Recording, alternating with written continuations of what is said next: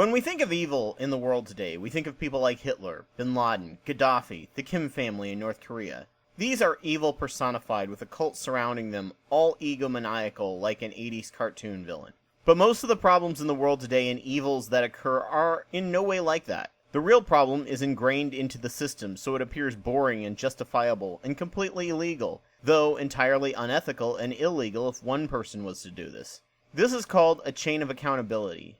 Having a chain of people who are completely or mostly legally working from start to finish, but the impact of the entire chain is incredibly unethical and harmful. A good example of this is American clothing lines. Walmart can't directly buy slave-made goods or from sweatshops with terrible health and safety impacts, so they buy them from a dealer, who buys it from another dealer, who buys it from a foreign dealer, and maybe a few more levels of dealers, and Walmart gets to claim that they got it from legal channels, which is 100% true as far as they know, so long as the price is super low, and they can provide a lower price than their competitors, who may actually care about the people who made those goods. As tech gets more and more complex with varying parts and materials, it becomes virtually impossible for anything you own not to have something created from unethical means. You, the consumer, are now part of this chain of responsibility, who are probably doing so because you too are underpaid and overworked and can't think too hard about it while someone else makes a fortune off your labor and neither of you will ever meet. You just keep working hard, never getting ahead, while the person is handed cold hard cash for stocks they know nothing about, or heads of state of companies who believe themselves completely worthy and deserving of 500 times the amount you make, or a person in an overbloated, overpaid admin position created by their friends. American slavery started out this way in a Dutch business model for sugar growing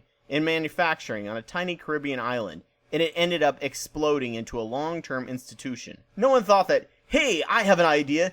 Because I'm so evil, I'm going to buy a lot of black people, cram them onto boats where most of them will die, take them over to the New World, whip them and breed them, and ensure they can't legally marry, and you can take away their kids from them and sell them. If they rebel, I'm going to cut off parts of their body or lynch them. No one did that. It was a gradual evolution where a lot of people of all classes in Europe and America benefited, and over time it evolved into the norm that everyone accepted. Colonialism and then corporate exploitative globalism were a lot of little baby steps where someone decided to bend the rules in ethics and then other people bent and nudged ethics in another way until the people who started the chain of events couldn't even recognize the end results of evil. And many people benefited, so there was a huge financial incentive not to change the system for fear of upsetting the economy. Climate change did not start out evil. We had no idea the impacts of fossil fuels would have on the environment. However, the money and convenience of continuing to burn coal and oil had created a massive political force in economics that lots of people would lose their jobs and money over that prevented real discussion early enough to head off climate change before the impacts actually happened.